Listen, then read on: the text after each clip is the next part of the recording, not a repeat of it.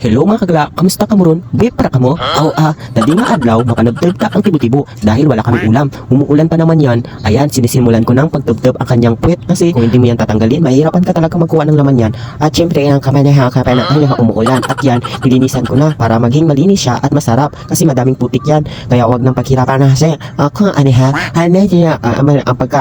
pinang video na sa kung walang gata, hindi masarap ang tibo-tibo. Kaya sinimulan ko ng pagbunot. Sobrang hirap para man magbunot niyan. At ayan, nagdulas-dulasan pa. Iko ka na siya. Ako pa ang pinakinahan. So ayan, binaka-baka ko na para magtanggal na ang mga tubig dyan sa laman ng ulo niya. Naghirapan pa naman pagtika niyan. So ayan, pakuskus na natin kay Boss Jeep.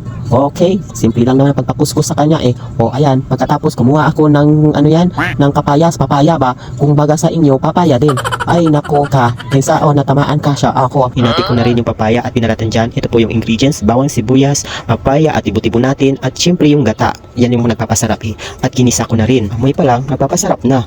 O, syempre ang mga pusa gutom na rin. Ay hindi pala, bumabagyo pala yan, nilalamig sila. So, abang nagluluto tayo, ayan, nilagyan na natin ang ating papaya.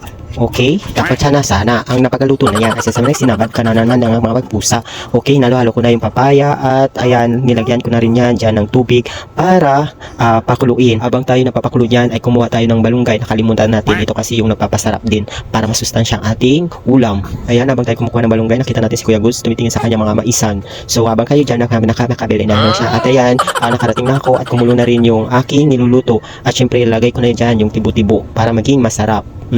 Kitang-kita na talaga ang sarap ng ating ulam, bibe. Huwag ka nang umiyak dyan. Yan, narinig ka dito sa aking pagsasalita dito, bibe. Huwag ka nang umiyak-iyak dyan. Ayan, habang tayo nagpapakulo at yan, syempre, umuulan dyan dahil sobrang lakas ng ulan. Bumabagyo kasi dito. Ayan, may bumabato pa sa bubong ko ng bahay namin pala, kaya naririnig. Okay, pagkatapos dyan, nilagay ko na yung balunggay at sinabay ko na rin dyan yung gata. Siya nagpapasarap ng ating ulam. Okay? Alright, sana. Anin siya na, ari nga na.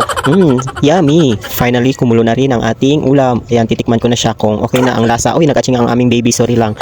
Alright, sarap ng ulam namin. Sarap, satisfied. Kasi ako nagluto niyan. May in love ka talaga. Ay, charis. So, ayan, nilagay ko na. Ready to eat na. O, diba? Yan, kasarap ang aking niluto ngayong araw. So, hanggang dito na lang guys ang aking video. Uy, sus, nagkaching pa akong baby. Thank you for watching. Just follow my TikTok, Instagram, and my YouTube. Bye-bye!